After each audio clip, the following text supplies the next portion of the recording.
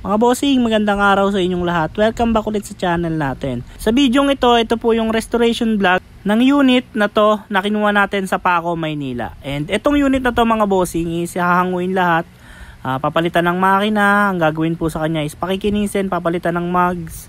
And kung gusto nyo mapanood yung full video nito mga bossing, ilalagay ko na lang yung link sa description ng video ito mga boss, and ipipin ko na rin dito sa screen yung thumbnail ng video nito mga bossing. Ayan sa screen, panoorin nyo na lang po kung paano namin siya pinick up at kinuha sa Paco, Maynila. Bali sa video ito na ipinakikita ko sa inyo, ayan po yung unit bago namin siya restoren. And ayan yung mga pang ilalim under chassis, papakintabin po lahat yan, yung mga stainless na accessories na nakakabit dito. And ito na nga mga bossing, nakalas na po siya. After niya makalas, ayan, binabapping na po yung buong body or yung tab ng body niya mga boss. Ayan po, sinisimulan na pong bappingin. Ayan po yung proseso mga boss, kung paano mag-restore ng unit dito mga bossing. And ayan, kung makikita ninyo, may final touch pa po yan mga bossing. Nilinis lang talaga yung body. Bali, natalo pa na lahat, nabalatan na. And hahanguin pa to mga boss. Inuna lang talaga to linisin at para maganda tingnan mga bossing. Ayan po, inuna lang linisin para syempre maliwanag sa mata kapag inaayos na mga boss. And ito yung mga accessories na tinanggal dyan mga bossing. Ayan, bali straight jewels to mga boss yung nakakabit dito. And ito, pass forward tayo. Naisalpak na yung makina and nililinis na. Bali stripin pa po tong chassis na to mga bossing. Palalabasin yung mismong bakal, and kukulayan din ng kulay blue yung under chassis nito mga boss. Ayan po, bali na mounting na yung pinalit na makina. Bali dati po siyang 12R. Ang ipinalit po natin sa kanya is Toyota 5K 5-speed manual na transmission mga boss. And ito mga boss, ang next step mga bossing, nakalas na lahat ng molye and na-primeran na, namasilyahan na yung chassis. And kung mapapansin nyo, yung may balot na dyaryo, yun po yung mga part na may stainless mga boss. And ayan, pagtapos ma-primeran mga boss, pinatungan na siya ng kulay blue na pintura. Ayan, kitang-kita nyo naman kung gaano kalinis mga boss. Talagang nangingintab.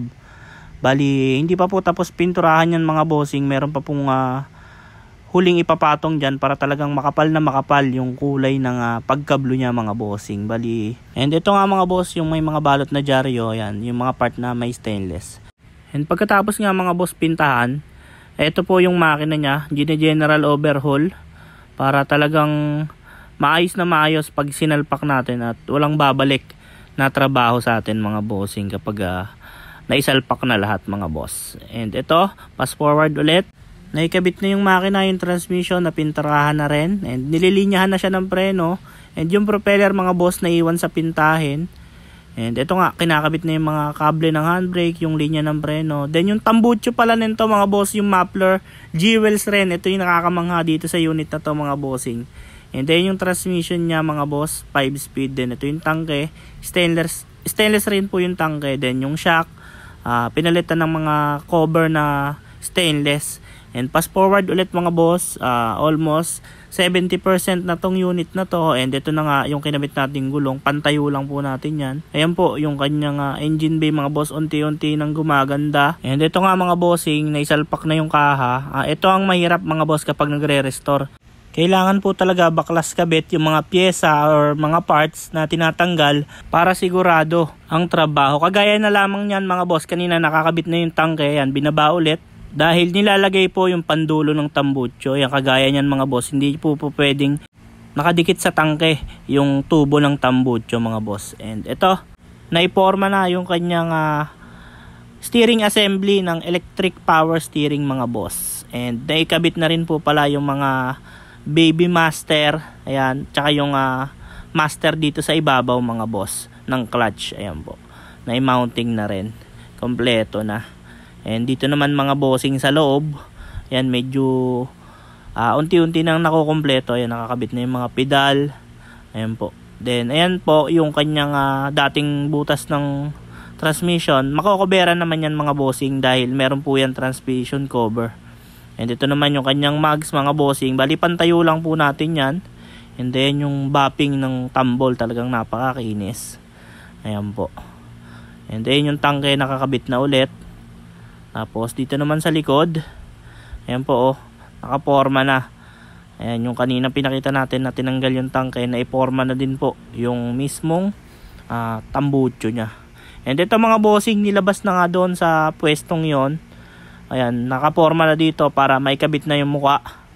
Ayan po oh, yung kanyang harap mga boss. Bali, yung nakapwesto dyan ngayon is yung bunsoy mga boss. Ayan, inooperahan yung bunsoy kasi nabangga. Ayan po. Tapos nakalatag na rin yung harness ng wiring. Ayan, may mga pintura na yung ilang part ng makina. Ito po yung harness ng wiring niya mga boss. And ito yung fuse box. Ayan, medyo nagbabagyo lang talaga nung kinuha na natin to mga bossing. Talagang pangit ang panahon. And ito yung kanyang wiper arm, stainless na rin. And punta naman tayo dito sa flooring mga bossing. Ayan, yung mga crack na part, pinulweld na mga boss. And ito mga boss, yung manibela nakakabit na, hindi po yan yung steering wheel nya. Ayan yung kanyang mekanismo ng EPS or electric power steering. Ayan po yung sa harness mga boss, nakaabang na yung mga switch. Ayan po, bali ang kulang na lang dito mga boss is rebap, dahil yung dating roll bar is inatras. Ayan yung mga dating butas, pinatakpan ng butas mga boss.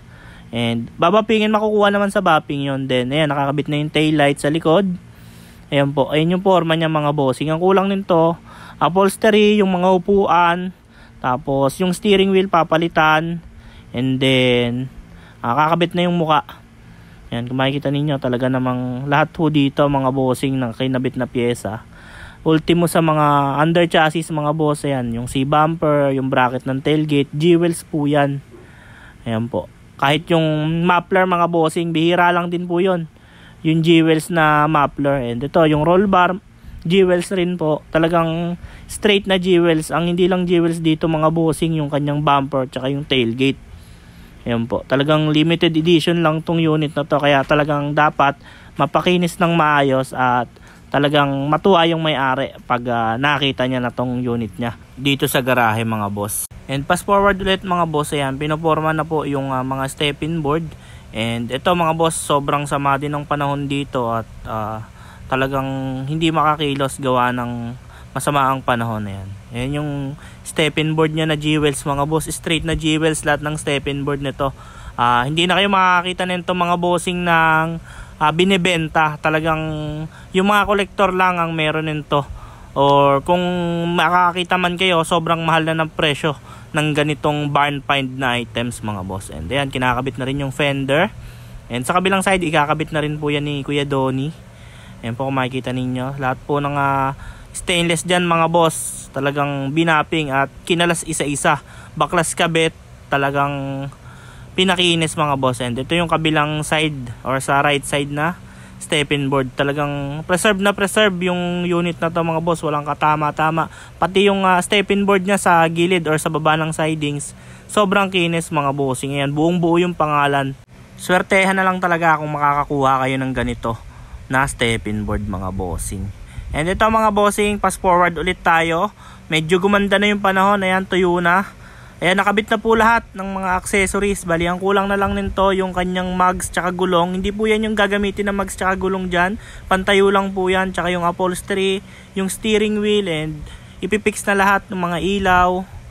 And ito mga boss, nakakabit na po lahat yan. Medyo maalikabok ko lang, pero linis lang po ng konti, okay na okay na. Ayan po. Pati yung headlight housing mga bossing, sobrang hirap na rin hanapin yan. Ayan, tsaka yung belt trunk nya. And pakita ko lang sa inyo yung makina niya mga boss. Ayan, halos kompleto na rin naman yung makina nito. Ang kulang na lang yung mga high tension wire.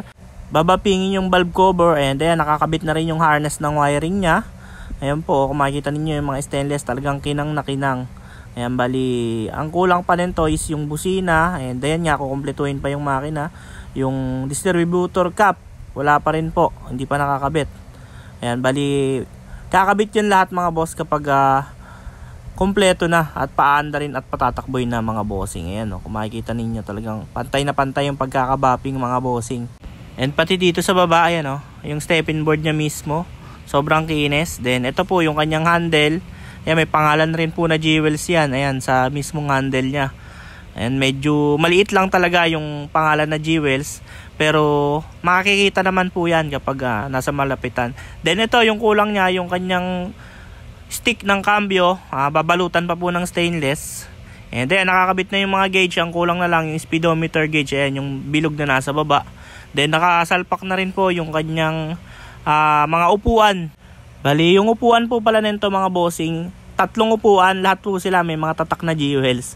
Ayun po yung isang nakakatuwa dahil yung upuan niya mga boss, karamihan kasi ng mga gantong upuan mga boss, talagang lukot-lukot, kupi-kupi na. Ito hindi mga boss, talagang preserve na preserve yung mga piyesa nito.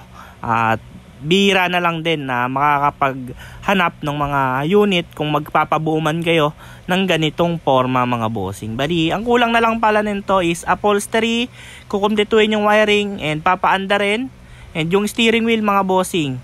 Tapos ayan yung gulong na yan, hindi po yan yung gagamitin dyan. Ayan o, sobrang kinis mga boss. Talagang matutuwa yung may-ari nito pag pumasyal siya ulit dito mga boss. Bali, hanggang dito lang po muna yung vlog natin. Sa next upload natin mga bossing, abangan ninyo. Bububungan na to and patatakbuhin natin. Tapos tayo na rin yung magro-road test para ma-check natin yung takbo niya at para mapakiramdaman din yung under chassis kung may kalampag ba o wala. And ayun lang mga bossing. Sa mga gusto po mag-avail ng owner type jeep or magpagawa ng owner type jeep, tawag lang po kayo sa number na nakapin dyan sa screen. And ipipin ko rin po yung Facebook page namin para madali nyo kaming makontak at makausap mga bossing. At bago nyo lisanin ng video ito, huwag nyo po kalimutang i-click ang subscribe button at i-on ang notification bell para lagi kayong updated sa mga video na ilalabas namin tungkol sa owner type jeep. Maraming salamat, see you sa next video.